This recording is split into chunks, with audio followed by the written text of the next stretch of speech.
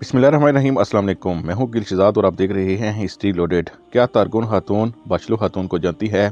क्या हाजी संजार राज वाली संदूक हासिल कर लेंगे? मलिक शाह सेहतियाब होकर सबसे पहला हमला कहां कर सकते हैं? क्या ताजुल मुल्क को बड़ी सजा होगी?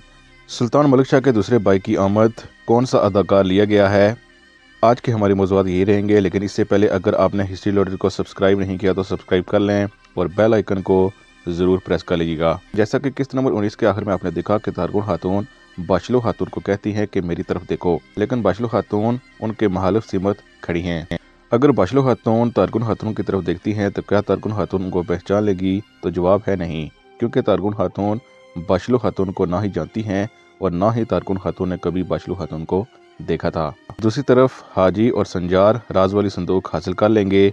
मलिक शाह सेहतियाब हो चुके हैं, जैसा कि एक वीडियो में आपने देखा होगा। वो सबसे पहले बाज़ंतीनी किले को फतह करने या उस पर हमला करने की कोशिश करेंगे।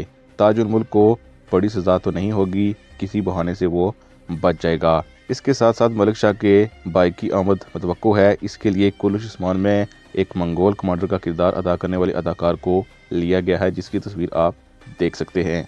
मज़ीद अपडेट्स के लिए हिस्ट्री लोडेड को ज़रूर सब्सक्राइब कर लें। हम मिलते हैं नेक्स्ट वीडियो में, तब तक के लिए अल्लाह हाफिज़।